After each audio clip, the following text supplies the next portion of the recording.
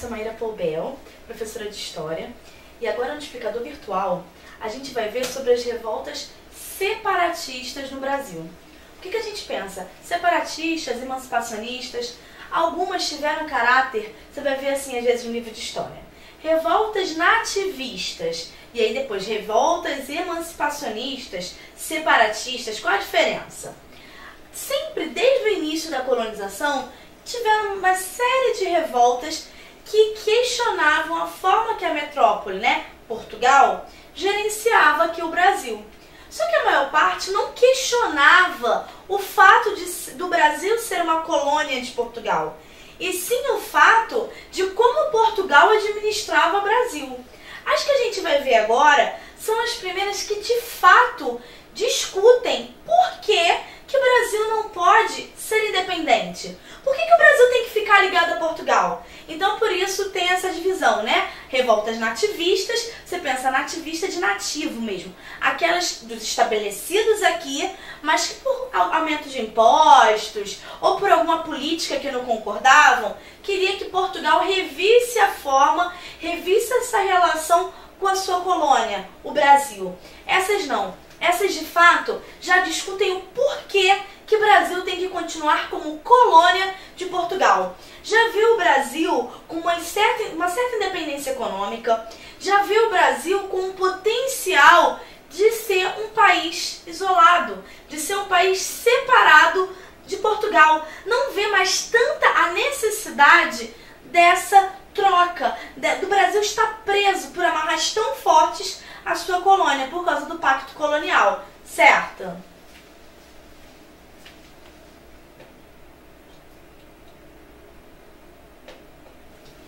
Então vamos pensar, Brasil colonial. Nunca é demais repetir as relações de colônia e coroa, Brasil, na situação de colônia, a situação de explorada. Portugal é a coroa, é a metrópole, é a senhora exploradora. Então vamos lá, interesse de Portugal no Brasil, exploração mercantil da colônia. Como assim exploração mercantil da colônia? Vamos lembrar que a gente está numa época aqui que o mercantilismo é um sistema econômico. O mercantilismo que é baseado em metalismo, ou seja, acúmulo de ouro e prata. Então você vem na colônia procurando por ouro e prata, mas que também pensa na questão da balança comercial favorável. Ou seja, você tem que vender mais, exportar, do que importar, ou seja, do que comprar. Então a colônia, as colônias acabam sendo o lugar para onde eles podem vender com um preço mais alto e comprar um preço mais baixo. Além disso, você tem mão de obra barata, você tem matéria-prima barata. Se você pegar os ciclos econômicos do Brasil, quase todos eles estão ligados à matéria-prima. Então essa exploração mercantil aqui da colônia é exatamente isso, é você ganhar dinheiro em cima da exploração da colônia. Então o mercantilismo é o que eu estou falando para vocês. Tem essa questão da balança comercial favorável, tem a questão de você achar que o Estado tem que ser um Estado forte, um Estado regulador. Entra também o pacto colonial. O que é o pacto colonial? O comércio da colônia só pode ser feito com a coroa. É um pacto com a colônia, pacto colonial. Então o Brasil deveria estar exclusividade de venda com Portugal. Aí você pode me perguntar, então calma aí, o tempo inteiro que o Brasil foi colônia, ele só vendia para Portugal? Não foi bem assim. Claro que teve contrabando, isso acontecia, mas assim, o forte, o grande peso mesmo das relações comerciais era Brasil-Portugal. Era daí a maior fonte de riqueza. Entra também essa dependência entre colônia e coroa.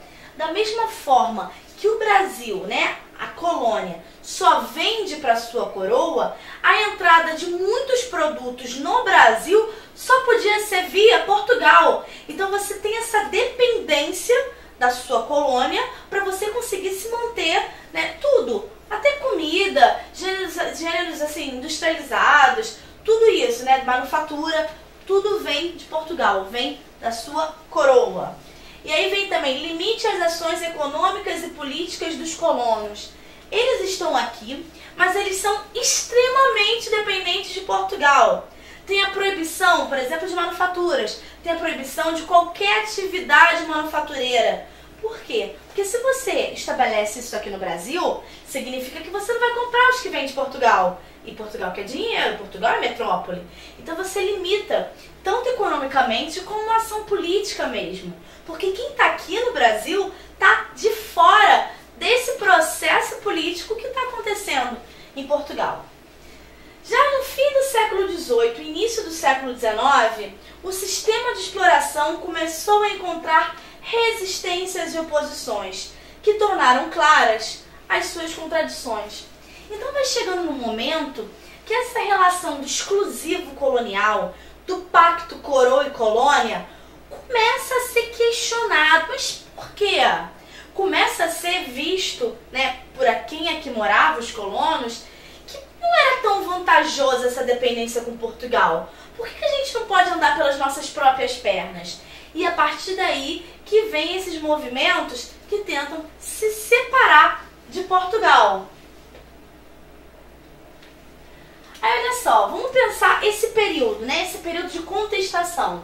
A gente está falando principalmente do século XVIII, né? Um período de transformações. Aí aqui eu botei assim um panorama bem amplo para a gente pensar o que está acontecendo no mundo. Pensadores europeus desenvolveram teorias econômicas, políticas e sociais que apontavam para uma nova forma de ver o mundo. De um lado, você tem o liberalismo, que é a base ideológica do capitalismo. Se você tiver alguma dúvida ainda sobre o que é o liberalismo e que ideias são novas junto com o iluminismo, é só você ir na aula, né, acessar a aula de iluminismo, que isso aqui está muito mais bem explicadinho.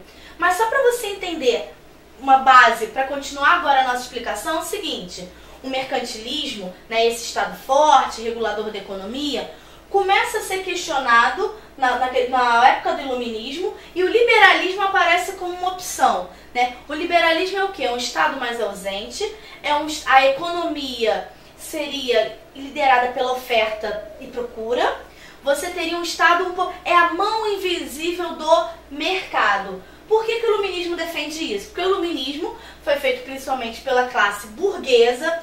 Burguesia tinha poder econômico, mas não tinha poder político. E eles estão, então, tentando ganhar situação política também. Então, o iluminismo são ideias liberais burguesas, século das luzes. Por que luzes? Você via que o Estado, né, a idade medieval, a idade média, seria a idade das trevas, onde predominava a ignorância, né? E aí a razão são as luzes, é o pensamento. Você está tentando combater os privilégios da nobreza e do clero. Você está questionando o poder exagerado do rei, o absolutismo. Aqui também você pode pensar, você está questionando a teoria do direito divino, a teoria que diz que o rei é um enviado de Deus. Porque se você pensa que o rei é enviado de Deus, como é que você questiona esse poder dele? Defesa dos princípios de liberdade, igualdade e fraternidade. Então vamos pensar, esse panorama aqui na Europa está fervilhando, assim, muitas ideias, muita coisa acontecendo. E aqui no Brasil a gente ainda preso naquela coisa de só pode vender para Portugal, só pode comprar de Portugal. Enquanto isso na Europa está tendo a revolução, iluminismo. Aí começa assim, mas calma aí. Será que a gente não está um pouco atrasado? Essas novas ideias começam a servir de base para alguns movimentos, né? O liberalismo, o iluminismo. Primeiro, a independência das 13 colônias. Independência das 13 colônias que deu origem ao que hoje é os Estados Unidos. Também, se você quiser saber um pouquinho mais como que o iluminismo influenciou nisso daqui, vai lá na aula de independência das 13 colônias. A Revolução Francesa. Revolução Francesa totalmente dentro desse ideal iluminista. Tem um movimento de contestação à dominação metropolitana na América Portuguesa. Então você vai estar vendo que está acontecendo um monte de revolução no mundo. O mundo está em transformação. E por que tem que continuar da mesma forma? Aí você vai ver como é que isso influencia. No século XVIII, a atividade econômica da colônia atingiu seus níveis mais altos. Região das Minas fervilhava de riqueza, poder e ideia de libertação. Gente, região das Minas, o que tinha muito lá? Mina de ouro, né? Então lá era uma região com muita produção de ouro, então uma região riquíssima. O que acontece? As pessoas estão ganhando muito dinheiro e aí as famílias mineiras, elas começam a mandar os seus filhos estudar na Europa, certo? Aqui a educação na colônia era quase inexistente, era muito fraca. E chique mesmo era você estudar na Europa, até hoje é assim. Imagina nessa época que não tinha nada aqui. Então, o chique era você estudar na Europa. As famílias ricas queriam ter um filho formado. E aí mandavam para as universidades na Europa. Então, eles entravam em contato com as ideias liberais burguesas do iluminismo. Então, eles saíam de um lugar que era colônia, um lugar com relações totalmente atrasadas, e iam para onde estava fervilhando todas essas ideias. O que acontece? O contato com ideias como liberdade de comércio e participação de cidadãos no poder político defendida pelos iluministas levaram colonos de Minas a questionar e criticar a dominação de Portugal sobre sua colônia na América. Então, assim, essa prosperidade que teve o Brasil fez com que algumas famílias pudessem mandar seus filhos para estudar. Só que quando você tem mais conhecimento, você tem uma capacidade crítica muito maior, né? Você sai da ignorância, você sai daquele estado de comodismo e começa a questionar o que está acontecendo. Começa a questionar um pouco o mundo em volta. É essa a importância do estudo. É você sair de uma situação de só viver no mundo para uma situação em que você se posiciona, para uma situação que você compreende. Você não só vive, né? Você convive e você compreende o que está acontecendo. E aí eles começam a criticar, por exemplo, o Pacto Colonial, né? Que impede a liberdade dos comerciantes coloniais. Então tem um monte de comerciante aqui, uma prosperidade econômica grande. Por que tem Pacto Colonial? Por que eu só tenho que vender para Portugal? Um monte de lugar querendo vender. E aí eles começam a questionar. Questionam também a autoridade dos administradores portugueses na colônia. Então vem gente de Portugal para vir mandar aqui no Brasil. Por que isso? Cadê o liberalismo? Né? Então pensa em todas as ideias que estão tendo na Europa.